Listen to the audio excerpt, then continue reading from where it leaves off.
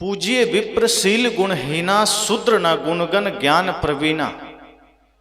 तुलसीदास जी की यह चौपाई है। इस संबंध में एक सज्जन ने पूछा कि इसमें तुलसीदास जी कहते हैं पूज्य विप्रशील गुणहीना। पूज्य विप्र अर्थात ब्राह्मण को पूजिए, अगर वो शील गुणहीन हो, भ्रष्ट हो चरित्र से, फिर भी वो पूजनीय है, उसको पूजिए। और दूसरी अर्धाली में कहते हैं शूद्र न गुणगण ज्ञान प्रवीण। अगर कोई शूद्र है, कोई छोटी जाति का है, अगर वो ज्ञान और गुण से प्रवीण है, फिर भी वो पूजनीय नहीं। तो क्या ये सही है? ऐसा पूछा है। निश्चय ही सदगुरु कबीर या सदगुरु कबीर जैसे अन्य निर्गुणी धारा के संत हुए, संत रैदास जी हुए, नानक देव जी हुए, इन लोगों ने कर्म की प्रधानता दी है। उन्होंने कहा जन्म से कोई बड़ा नहीं होता। पहली बात कि विप्र का अर्थ ज्ञानी होता है, बुद्धिमान होता है। तो जो बुद्धिमान है, ज्ञानी है, वो चरित्र भ्रष्ट कैसे होगा? और जो चरित्र भ्रष्ट है वो ज्ञानी नहीं हो सकता। ज्ञानी का अर्थ यह नहीं है कि शब्दों को जान लिया, शास्त्रों को जान लिया। हमने ज्ञानी का अर्थ इसी से लिया है कि किसी ने शास्त्रों को पढ़ा है, किसी ने शब्दों को जाना है, किसी ने किताबों को पढ़ा है। संतों ने कहा ज्ञानी वो है जिसने स्वयं को जाना है। ज्ञानी वो है जो सबके भाव, सबके प्रति जिसका प्रेम का भाव है, जिसने पूरे संसार को एक सूत्र में जाना है, वो ज्ञानी है। जो सबके भीतर के परमात्मा को जाना है, वो ज्ञानी है। और ऐसा ज्ञानी चरित्र भ्रष्ट तो नहीं हो सकता।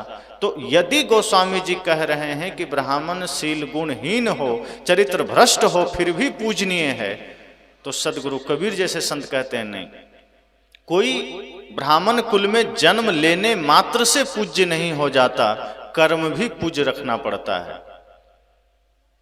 ऊंचे कुल में जन्म लेने मात्र से कोई पूज्य नहीं होता, बल्कि वैसा कर्म भी करना पड़ता है, वैसा आचरण भी बनाना पड़ता है। साहब ने तो कहा एक त्वचा हाड़ मल मूत्रा, एक रुधिर एक गुदा, एक बूंद से सृष्टि रची है, को ब्राह्मण को शूद्र। उन्होंने कहा हम सबका शरीर एक ही प्रकार से निर्मित हुआ है, एक ही प्रकार की त्वचा है, हाड़ है, मल है, मूत्र है, फिर कोई ब्राह्मण कोई शूद्र कैसे हो गया? साहब कहते हैं कर्म के आधार पर व्यक्ति बड़ा या छोटा होता है। अगर कोई पिछड़ी जाति में ही है, अगर वो शील गुण संपन्न है, ज्ञानी है, अगर वो आचरण संपन्न है, वो पूजनीय है।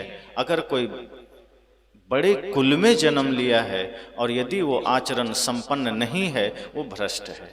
तो एक दोहा एक व्यक्ति ने भेजा संत रैदास का कि रैदास ब्राह्मण मत पूजिए जो होवे गुणहीन, पूजिए चरण चंडाल के जो होवे गुण प्रवीण।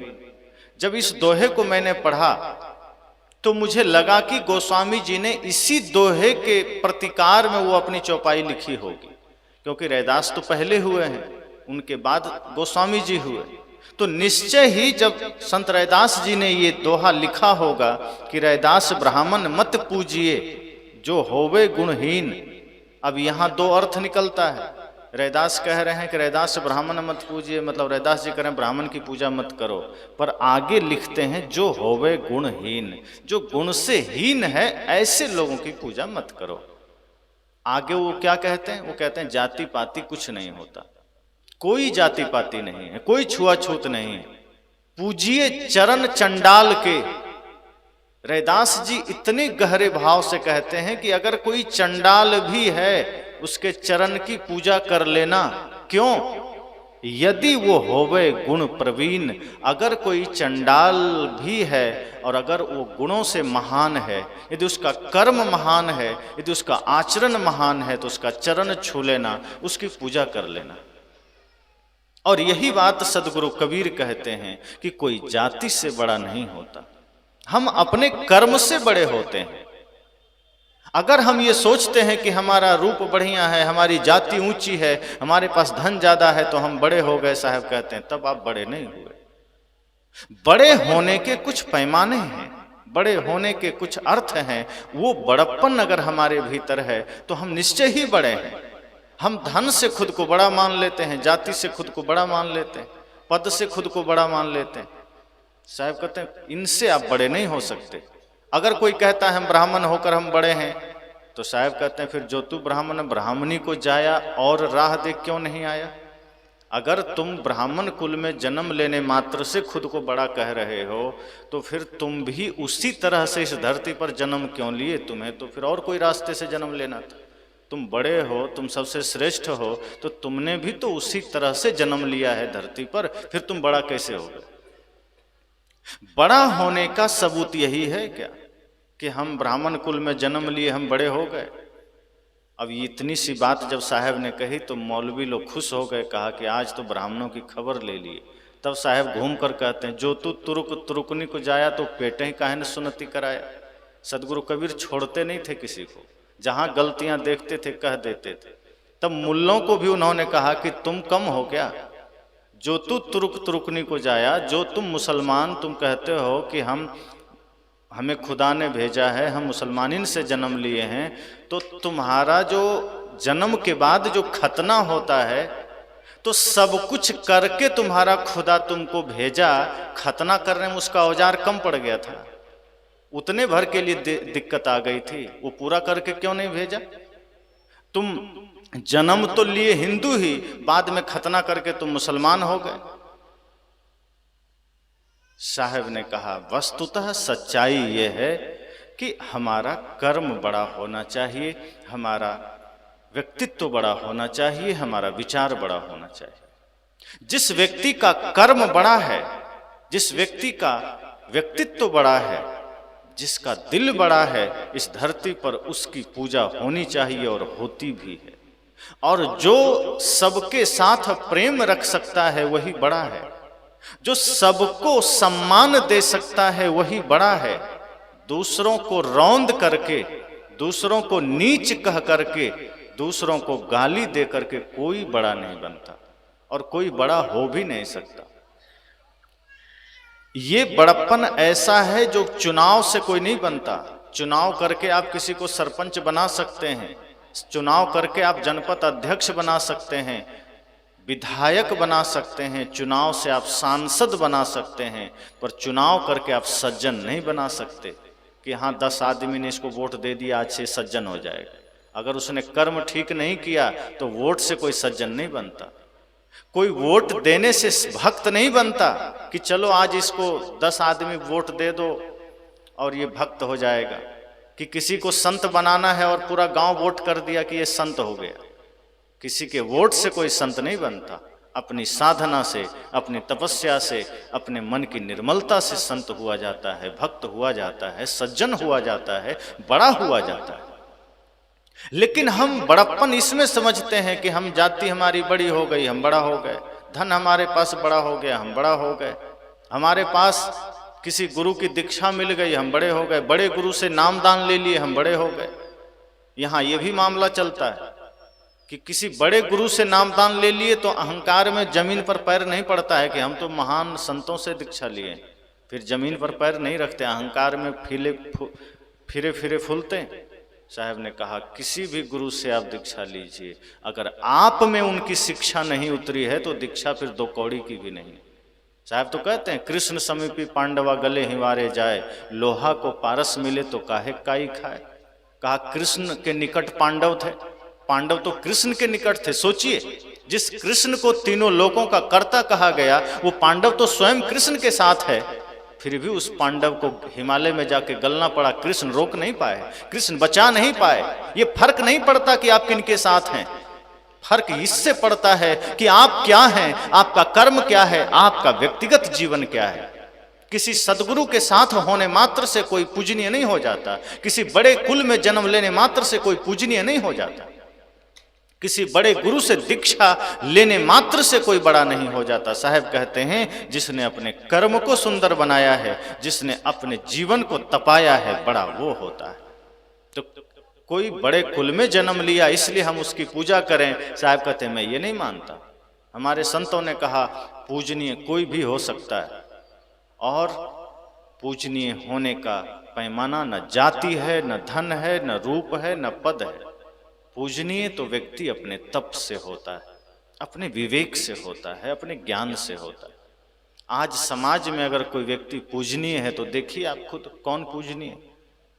जिनके भीतर सज्जनता है, जिनके हृदय में करुणा है, जो समता की दृष्टि रखते हैं, आप भी समाज में उन्हें ही आदर देते हैं। और कुछ धनपति लोग हैं, दो चार पैसे लुटा रहा है तो दो चार लोग आगे पीछे लग जाते हैं, सम्मान सामने से दे देते हैं, पीछे से वही लोग गाली देते हैं कि बड़ा लतखोर है। इस तरह से हमारी स्थिति, सामने से हम वाहवाही करते हैं, धन्यवाद देते हैं, क्यों? क्योंकि हम उसका धन का उपयोग कर रहे हैं, सामने से बड़ा मान लिए। पर जिस व्यक्ति का दिल बड़ा है, जिसका मन बड़ा है, जिसका आचरण बड़ा है, सामने ही नहीं हम पीछे भी उसके लिए सम्मान की बात करते हैं, पीछे भी हम उसे इज्जत देते हैं। तो इज्जत किस चीज को हमने दिया? सम्मान हमने किस चीज को दिया? किसी के रूप को नहीं दिया, किसी के धन को नहीं दिया, किसी के पद को नहीं दिया, उसके व्यक्तित्व को हमने दिया है, उसके विचार को हमने दिया है। इसलिए साहब ने कहा कि इस फंदे में पड़ना ही नहीं कि कोई बड़े कुल में जन्म लिया तो बड़ा हो गया, कि धन इकट्ठा कर लिया तो बड़ा हो गया। कई लोग कहते हैं मैं भी बड़ा बन के दिखाऊंगा। तो लोग जब ऐसा कहते हैं मैं बड़ा बन के दिखाऊंगा, उसके पीछे इतना ही मतलब होता है कि मैं धन कमा करके, बहुत ज़्यादा गाड़ी बंगले घर बना करके, प्लॉट खरीद करके, कुछ बैंक बैलेंस करके दिखाऊंगा, यही बड़ा बनना है। और माँ बाप भी अपने बच्चों को कहते हैं कुछ बड़ा आदमी बनना। तो बड़ा आदमी जब आप कहते हैं, उसके पीछे आपका मतलब ये नहीं होता कि बहुत सच्चा इंसान बन जाना, बहुत समझदार बन जाना। बड़ा आदमी बनना मतलब कुछ पैसे कमाना, IAS IPS बन जाना। साहब कहते हैं हमारा बड़ा होना धन के रूप में होता है, पद के रूप में होता है। हमारा बड़ा होना 10 लोग हमें प्रशंसा कर सकें, सामने से सलाम कर सकें, इस रूप में होता है। हमारा बड़प्पन इस रूप में नहीं होता कि हम विनम्रता धारण कर सकें। हमारा बड़प्पन इसमें नहीं होता है कि सबके साथ प्रेम रख सकें। हमारा बड़प्पन इसमें नहीं होता है कि हम सबको साथ लेकर चल सकें। बड़ा वो होता है जो सबको सम्मान दे सके, बड़ा वो होता है जो सबको प्रेम दे सके, जिसके सामने जाने से अपने अंदर हीनता महसूस ना हो, वो बड़ा है। कुछ लोग इतने बड़े हो जाते हैं कि आप उसके सामने मिलने भी नहीं जा सकते। कई मित्र होते हैं जो अचानक बड़े हो गए तो वो बाद में आपको पहचानता भी नहीं। अगर वो देख भी लिया तो नज़र घुमा लेता है, पता नहीं ये आ गया, अब इससे बात करना पड़ेगा।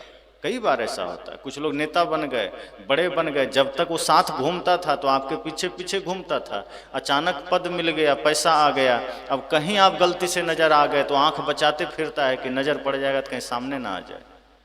ये बड़प्पन नहीं चाहिए। बड़प्पन वो हो जो छोटा कभी अपने को छोटा महसूस ना करे। बड़प्पन वो हो जहां कोई आदमी आ जाए तो अपने को हीनता महसूस ना करे, अपने भीतर वो हीन भाव ना ला सके। इसलिए साहब ने कहा पूजनीय वो है जिसने अपने कर्म को बड़ा किया है, पूजनीय वो है जिसने अपने विचार को बड़ा किया है। कोई जाति से बड़ा नहीं होता।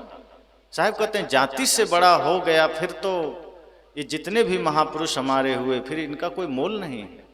जबकि सदगुरु कबीर ने, संत रैदास ने, नानक ने, दादू ने, दरिया ने, इन सब ने अपने पिछड़ेपन को हटाकर अपने जीवन के सत्य को जागृत किया और अपने कद को इतना बड़ा किया कि उस बड़प्पन में, उनके उस विशालता में पूरी सृष्टि समा जाए, उनके उस हृदय की विशालता में पूरा ब्रह्मांड समा जाए।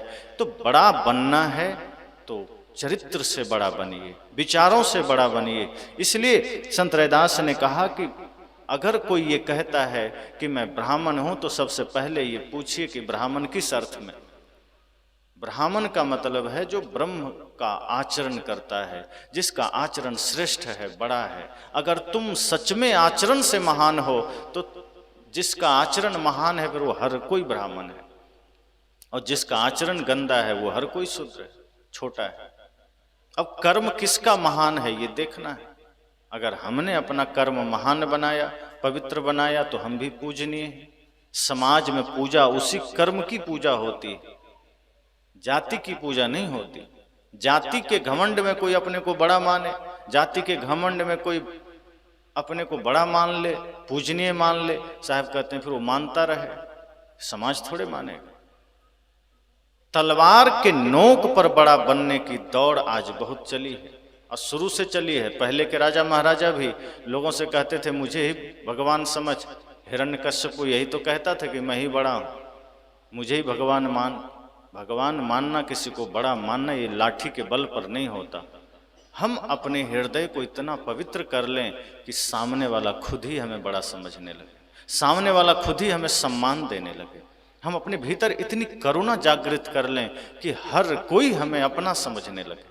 हम ये करते नहीं हैं। हम बाहरी सारे ढोंग कर लेते हैं, बाहर के सारे खाने टिक मार देते हैं। जैसे बॉक्स होता है ना, इसमें टिक लगाइए तो बाहर के जितने हमारे खाली बॉक्स होते हैं सब में निशान लग जाता है, पर अंदर जो मेन बॉक्स है वो खाली रह जाता है। उसी में हम कुछ नहीं कर पाते और परिणाम क्या है? फिर हम बड़ा बने घूमते हैं और छोटी छोटी बात पर झगड़ा करते हैं। बड़े बने हुए आदमी भी छोटी छोटी बातों में उलझता रहता है। बहुत बड़ा आदमी है और थोड़ा सा 2 रुपये का मामला आ जाए झगड़ पड़ता है। बहुत बड़ा आदमी है और थोड़े से लालच में एक दूसरे से मारपीट कर लेता है। साहब कहते हैं बड़ा कहाँ हुए? बड़ा तो तब है जब आप किसी झगड़े के वजह मत बनिए। बड़ा आप तब हैं जब आपके जाने से कोई झगड़ा शांत हो जाए। आप बड़ा तब हैं जब पंचायत का मुकदमा थाना न पहुंच पाए। आपका बड़प्पन इसमें हो कि आप पहुंच जाएं तो वो मुकदमा लोग वापस कर ले, आपका सम्मान करके, आपकी मर्यादा करके। बड़प्पन ये होता है। बड़प्पन भीख में नहीं मिला करती, बड़प्पन साधना से मिलती है, बड़प्पन तपस्या से मिलती है। और ये कोई भी हासिल करता है, नारी हो पुरुष हो कोई भी। और हमारे इतिहास में आप देखिए, हमारी नारियां, हमारी माताएं तो बहुत ज़्यादा सम्मानित रही। जिसने महान कार्य किया वो सम्मानित हो गई, जो दिव्य कार्य किए वो पूजनीय हो गए। इसलिए ये कहना कि कोई ऊंचे कुल में जन्म लिया वही पूजनीय होगा, तो गोस्वामी जी की निश्चय ही इस बात का खंडन हमारे संतों ने किया कि ऐसा नहीं है। पूजनीय, भ्रष्ट आदमी पूजनीय नहीं हो सकता। दूसरों को दिल दुखाने वाला आदमी सम्माननीय नहीं हो सकता। दूसरे को कष्ट देने वाला आदमी पूजनीय नहीं हो सकता। पूजनीय वो होता है जो सबको साथ लेकर चले, जो सबको सम्मान दे, प्रेम दे। और आज हमारा समाज किस दिशा में जा रहा है? आज हमारा देश किस दिशा में जा रहा है? आज हमारा देश, आज हमारा समाज बहुत भयंकर स्थिति में। आज यह देश जातिवाद के इतनी भयंकर जहरीले जंजीरों में बंधा है कि आप सोच भी नहीं सकते। आज जगह जगह जाति के नाम पर एक दूसरे के साथ जो विरोध की दीवारें खड़ी होती है वो इस देश पर एक कलंक है। आज जातियों के नाम पर जो हमारा समाज बंट रहा है, आज जो संप्रदाय के नाम पर हमारा समाज बंट रहा है, ये बहुत दुर्भाग्य की बात है। जगह जगह मंचों से एक उद्घोषणा होती है कि पूजनीय सिर्फ एक वर्ग है, दूसरा तो सिर्फ काम करने के लिए है। कितना भयंकर जहर है। हमारे महानतम संतों ने कहा क्यों बंट रहे हो भाई, क्यों समाज को बांट रहे हो? ये देश हमारा है, इस देश में रहने वाले सब हमारे हैं। हमारी पहचान भारतीयता है, हमारी पहचान मानवता है, हमारी पहचान इंसानियत है, इसके अतिरिक्त कुछ भी नहीं है। पर हमारे पास सब कुछ है सिवाय इंसानियत के, हमारे पास सब कुछ है सिवाय भारतीयता के। हम हिंदू भी बन जाते हैं, सिख भी बन जाते हैं, मुसलमान भी बन जाते हैं, बस भारतीय नहीं बन पाते, इंसान नहीं बन पाते। और यही कारण है कि अपनों में अपनों को देख नहीं पाते, अपने आसपास होते हैं और हम उन्हीं से विरोध किए रहते हैं। मैं कई बार कहता हूं कि लोग क्रोध का सुदर्शन चक्र लिए फिरते हैं और उस क्रोध के सुदर्शन चक्र का प्रयोग अपने ही परिवार पर करते हैं, अपने ही माता पिता पर करते हैं, अपने ही भाई पर करते हैं, अपने ही पुत्र पर करते हैं, अपने ही मित्र पर करते हैं, अपने ही पड़ोसी पर करते हैं। ये दुर्भाग्य है। जिनसे प्रेम करना था उन पर हम क्रोध कर रहे हैं, जिन्हें गले लगाना था उनके गले काट रहे हैं, जिन बच्चों को धर्म की शिक्षा देनी थी, जिन बच्चों को संस्कार देने थे, हम उन्हें टीवी के सामने बिठाकर हीरो हीरोइन का डांस दिखा रहे हैं। आज हम अपने बच्चों को डांस स्कूल भेज रहे हैं कि तुम डांस सीखो, कंपटीशन करो और उत्तीर्ण होकर आओ ताकि तुम आगे चलकर डांस में अव्वल आ सको। जो बच्चे, जो समाज कभी अपने बच्चों को साधना की शिक्षा देता था, राष्ट्रभक्ति की शिक्षा देता था, ज्ञान की शिक्षा देता था, आज वो समाज अपने बच्चे को रूप, रंग और डांस की शिक्षा दे रहा है। इसलिए आज हमारे भारत के बच्चे ये कोशिश करते हैं कि हम किसी हीरो की तरह बन जाएं, किसी हीरोइन की तरह बन जाएं, कोई मिस इंडिया बन जाए, कोई मिस वर्ल्ड बन जाए। इसी दिशा में हमारी यात्रा चली जा रही है। अंग प्रदर्शन करके हम दुनिया में नाम करना चाहते हैं। जो देश संस्कारों से पूजनीय बना था, जो देश अपने संस्कारों को अर्जित करके विश्वगुरु बना था, आज उसी विश्वगुरु देश भारत में हम अंग प्रदर्शन करके, उसी विश्वगुरु भारत में हम पश्चिम जगत का अनुकरण करके हम पूजनीय बनना चाहते हैं, बड़ा बनना चाहते हैं। ये कितने दुर्भाग्य की बात है। हमें विचारना होगा कि हम अपने बच्चों को क्या शिक्षा दे रहे हैं। अगर बच्चों में बड़प्पन भरना है, बच्चों में कुछ अच्छा भरना है, तो सबसे पहले उसे जातिवाद की शिक्षा कभी मत दीजिए, उसे मेरा तेरा की शिक्षा कभी मत दीजिए। उसके भीतर वो संस्कृति, वो मर्यादा की शिक्षा दीजिए कि वो बड़ा होकर के कुछ बने न बने, माता पिता, गुरु और देशभक्त जरूर बन सके। जिस बच्चे को आपने बचपना बढ़िया से सींचा है, जिस बच्चे की बचपना आपने संस्कारों से सज्जित किया है, वही बच्चे बड़ा होकर के देशभक्त बनते हैं, वही माता पिता गुरु के भक्त बनते हैं। वरना बाद में आप ही आंसू बहाते हैं, क्या करें बच्चे बिगड़ गए, क्या करें बच्चों का रास्ता भटक गया। वो आकाश से भटक कर नहीं आया, हमारे ही दुष्कर्मों का परिणाम है कि वो भटक रहा है। एक माता पिता इतना बेहोश होता है कि अपने ही बच्चे के सामने शराब पी रहा है, सिगरेट पी रहा है, खैनी खा रहा है, और सोचता है ये 6 महीने का बच्चा क्या जानेगा। उन्हें पता नहीं है, वो 6 महीने का बच्चा कुछ जानता नहीं है, लेकिन रिकॉर्ड करने के सामर्थ्य उसके पास बड़े से भी ज़्यादा है। हम जो कुछ भी करते हैं वो उसके भीतर रिकॉर्ड हो रहा है, हम जो भी बोलते हैं वो उसके भीतर रिकॉर्ड हो रहा है। और बड़ा होने के बाद वो वही बीड़ी, वही तम्बाकू, वही गुटखा, वही शराब, वही गाली लेकर के बड़ा होता है। और हम कहते हैं कहाँ से बिगड़ गया। वो गर्भ से बिगड़ कर नहीं आया, हमारे ही कुकृत्यों का परिणाम है, हमारे ही दुष्कृत्यों का परिणाम है। वो बच्चे बिगड़ते जा रहे हैं। आज बचपन से ही बच्चों में राष्ट्र भावना आप कहाँ जगाते हैं? आज बचपन से ही बच्चों में इंसानियत के भाव कहाँ जगाते हैं? देश क्यों नहीं बटेगा जातियों में? आज बचपन से ही बच्चों को जाति की शिक्षा दी जाती है, आज बच्चों को संप्रदाय की शिक्षा दी जाती है, मतपंथ की शिक्षा दी जाती है। हम अपने बच्चों को संस्कार नहीं बताते, हम अपने बच्चों को देश की गरिमा मर्यादा नहीं बताते, हम अपने देश की संस्कृति नहीं बताते। हम अपने बच्चों को बांटते हैं खुद ही। बड़ा हुआ नहीं कि हमने उसे कहा ये मामा है, ये पापा हैं, दादा दादी, चाचा चाची, ये तुम्हारा घर, ये गाड़ी, ये खेत, बस यही तुम्हारा है, दूसरा तुम्हारा नहीं। हमने बचपन में उसे परिचय तो कराया होता कि ये कबीर हैं, बुद्ध हैं, महावीर हैं, रैदास। हम तो परिचय कराते ही नहीं। हम बचपन में उसको एक बार पढ़ा के तो देखें भगत सिंह की कहानियाँ, हम एक बार अपने बच्चों को पढ़ा के तो देखें लक्ष्मीबाई की कहानियाँ, मीराबाई की कहानियाँ। आपके बच्चे वैसे ही आदर्श ग्रहण करेंगे, वैसा ही वो बनने का प्रयास करेगा। इसलिए साहब ने कहा कि बड़ा बनना है तो विचारों से बनिए, आचरण से बनिए, संस्कारों से बनिए।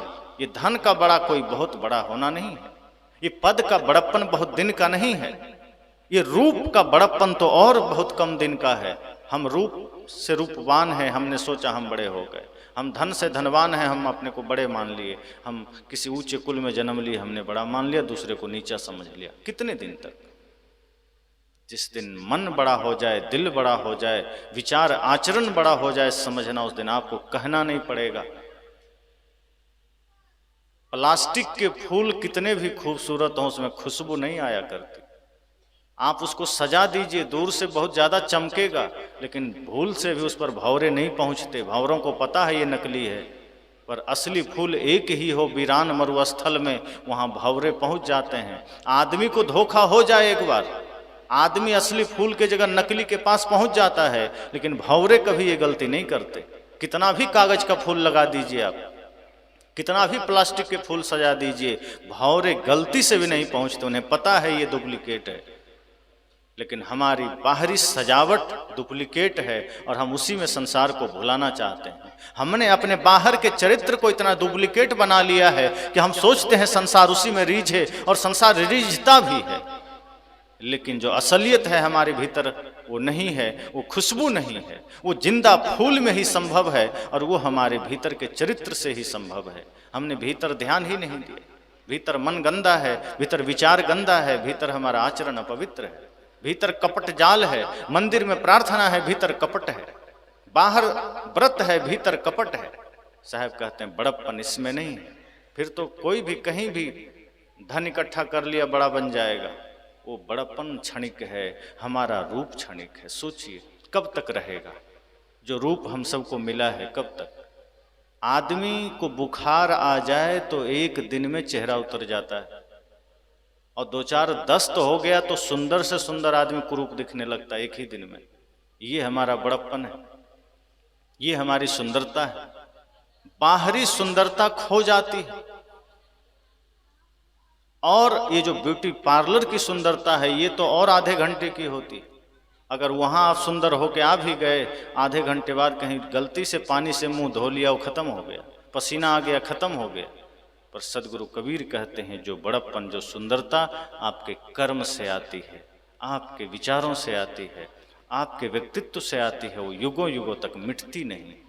इसलिए संत रैदास ने कहा कि ऐसे ब्राह्मण की भी पूजा मत करिए, ऐसे पुरुष की पूजा मत करिए जो गुण से हीन है, जिसका कर्म छोटा है। ऐसे वेश की पूजा मत करिए जो बाहर से सिर्फ वेश है और भीतर से सब साफ है। वेश देखकर, तिलक देखकर, बाहरी रूप देखकर अगर आप रीझ गए तो हो सकता है आप गलतफहमी में हो जाएंगे, हो सकता है आप संदेह में हो जाएंगे। और ये धोखा होता है, बाहर के रूपों को देखकर हम भूलते हैं, असलियत में हम बूझते ही नहीं। जहां भीड़ है हम सोच लेते हैं सच्चा ज्ञान यहीं मिलता होगा, हम भी जाके लाइन में खड़े हो जाते हैं। लेकिन जहां सच में सच्चा ज्ञान है वहां बड़ी कसौटी होती है, तपस्या होती है, हम वहां जा नहीं पाते। बाहरी ताना बाना, बाहरी वेशभूषा देखकर अगर हम भटक गए तो हम सत्य से दूर हो जाएंगे। इसलिए साहब कहते हैं बूझ लीजिए ज्ञान, अंदर ज्ञान बूझिए, समझिए, देखिए, अपने भीतर परिवर्तन लाइए। माथे पर तिलक लगा लिए, हाथ में जप माला ले ली, क्या है ये? तिलक लगाना और हाथ में माला लेना, बहुत लोगों को आप देखेंगे जब कोई नहीं रहता है, पूजा का पाखंड क्या होता है आप अनुभव किए होंगे। भगवान के पूजा के नाम पर, जप के नाम पर जो पाखंड चलते हैं, अगर आदमी अकेला बैठा है, कोई नहीं है, तो जल्दी जल्दी वो माला ऐसे जप करते रहता है, राम राम राम राम, चुपचाप चादर के अंदर। लेकिन देख लिया कि आसपास 2-4 लोग आ रहे हैं तो चादर से हाथ बाहर निकाल कर फिर बहुत जोर जोर से राम राम करता है, दिखाने के लिए, ताकि दूसरों को पता चले कि बड़का राम भक्त है। और कोई उद्देश्य नहीं होता है। आप कभी देखिएगा मंदिर में जो लोग जाते हैं पूजा करने, जब अकेला होता है बड़ा धीरे से घंटी बजाता है, लेकिन देख लिया पीछे 10 लोग आ रहे हैं, जोर जोर से घंटी बजाता है, पता चले कि बड़ा भक्त है भगवान का। ये सब सिर्फ तरकीबें हैं दूसरों के मन में श्रद्धा पैदा करने का, ये सिर्फ तरकीबें हैं। कोई आदमी दान कराता है, जो सच में दानी है वो चुपचाप दे के निकल लेता है, कोई ख्वाहिश नहीं होती कि हमारा नाम हो। लेकिन जो सिर्फ लोगों के हृदय में श्रद्धा जगाना चाहता है, जो सिर्फ दिखाना चाहता है, वो 10 रुपया भी दिया तो 5 बार संचालक के पास जाएगा, थोड़ा नाम घोषणा कर दीजिए। वो इस चक्कर में है कि हमने दिया है तो घोषणा हो जाए। संत कहते हैं आपका त्याग, आपका दान, आपका बड़प्पन इसमें नहीं है। अगर आपने कुछ दिया है सच्चे मन से, वो सेवा में चला गया, उसको दिखाना क्या? आप अपनी पूजा को लोगों को क्यों दिखाना चाहते हैं? आपका कर्म ऐसा होना चाहिए कि लोगों को दिख जाए। हम कर्म बिगाड़ लेते हैं, पूजा हम बनाना चाहते हैं। हम कर्म को गंदा कर लेते हैं, लेकिन भक्ति जो बाहर की भक्ति है, बाहर की पूजा है, उसे हम सही करना चाहते हैं। तो माथे में तिलक लगाया, आप देखिए बड़े बड़े लोग तिलक लगाते हैं। अब तिलक लगाने मात्र से कोई धार्मिक थोड़े हो जाता है। हाथ में माला लिया इसका मतलब कोई धार्मिक थोड़े हो गया। ये सब संसार को,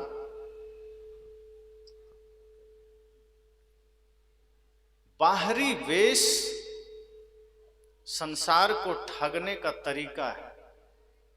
बाहरी वेश संसार को गुमराह करने का तरीका है। क्यों? क्योंकि ये असली मार्ग है ही नहीं। जो मार्ग छोड़ के कुमार्ग में चला गया, जो सत्य पथ को छोड़ करके गलत में चला गया, वो व्यक्ति फिर कभी भी अपने भीतर शांति पा नहीं सकता। हमें जो मार्ग गुरु ने दिया है, संतों ने दिया है, अगर हम उस मार्ग का अनुसरण करते हैं, अगर हम उस रास्ते का अनुसरण करते हैं, तब जा कर के हम परमात्मा को भी समझ पाते हैं। परमात्मा की चर्चा होती है, राम की चर्चा होती, सदगुरु की चर्चा होती, लेकिन हम रास्ता ही गलत जा रहे हैं, तो कहाँ से राम को समझेंगे, कहाँ से परमात्मा को समझेंगे? हमारा रास्ता ही बिगड़ जाता है। माया से प्रीत है और समझना हम राम को चाहते हैं, माया से प्रेम है और जानना हम राम को चाहते हैं। इसलिए न माया मिलती है न राम, हम बीच में रह जाते हैं। सदगुरु कबीर कहते हैं, होश में आ जाइए, ये जीवन थोड़ा है, ये जीवन नश्वर है। हम सब का शरीर क्षणभंगुर है, आज है कल रहे न रहे कौन जानता है। इसे जितना जल्दी हम समझ लेंगे उतना अच्छा होगा। हम लोग बगल में कोई गुजर जाए तो भी हमें भरोसा नहीं होता कि हम भी चले जाएंगे, हमें लगता है उसे ही जाना हुआ, हम तो यहीं रहने आए, क्योंकि हमारी तैयारी ऐसी होती है जैसे हम कभी यहाँ से जाएंगे ही नहीं। हम इतना साजो सामान इकट्ठा करने में लगते हैं जैसे हम परमानेंट यहीं बस गए।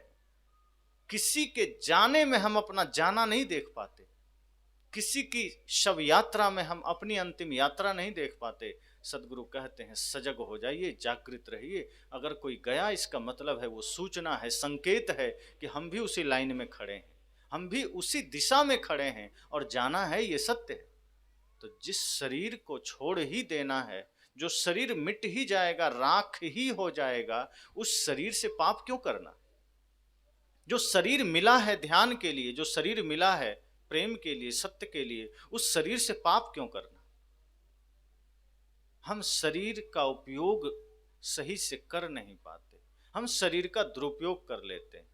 इस शरीर से हम तमाम पाप कर लेते हैं पर पुण्य का ख्याल नहीं करते। हम इस शरीर से अधर्म कर लेते हैं पर धर्म का ख्याल नहीं करते। दिन रात न जाने इस शरीर से कितने पाप होते हैं। आज इस संसार में, इस परिवार में, इस समाज में, इस शरीर से बहुत सारे पाप हो रहे हैं। इस शरीर से इतना ज्यादा पाप हम करते हैं क्षण क्षण में, हमें खुद पता नहीं चलता कि हम आकंठ पाप में डूबे। इस तरह से हमारा जीवन विकृत होता जा रहा है। अगर व्यवहारिक चर्चा करूं तो आप देखिए, एक एक घर, अपने ही घरों के बारे में जरा देखिए कि कितना सुकून आपके घर में है, कितनी शांति आपके घर में, कितना सुकून परिवार में है, कितना भागम भाग है जीवन में। सब पहलुओं पर आप सोचेंगे तो लगेगा कि हम भागने के सिवा कुछ कर क्या रहे हैं, हम जागे ही कहाँ हैं, हम तो नींद में चले जा रहे हैं, हम सोए हुए और भागे चले जा। तो ये जीवन का रहस्य भी ऐसा है कि हम सही चल रहे हैं मान लो, और सामने वाला गलती कर गया तो भी हमें दिक्कतें आती है। वहाँ भी हमें सजग रहना है, वहाँ भी हमें होश में रहना है कि हमारे भीतर कोई विकार ना आ जाए। इतना बढ़िया जीवन को सजाइए, इतना बढ़िया जीवन को सुंदर बनाइए कि आपके जीवन की सुंदरता दूसरों के लिए प्रेरणा बन जाए। एक संत कह रहे थे, जीवन को सुंदर बनाइए। तो एक आदमी कहा, कैसे बनाएं? कपड़े सुंदर हैं, मोबाइल सुंदर है, बालूल भी ठीक कर लिया, अब इससे ज़्यादा सुंदर क्या बनाएं? संत ने कहा, जीवन सुंदर बनाना है, शरीर नहीं। ये बाहरी सुंदरता है जो कुछ दिन में छिन जाएगी।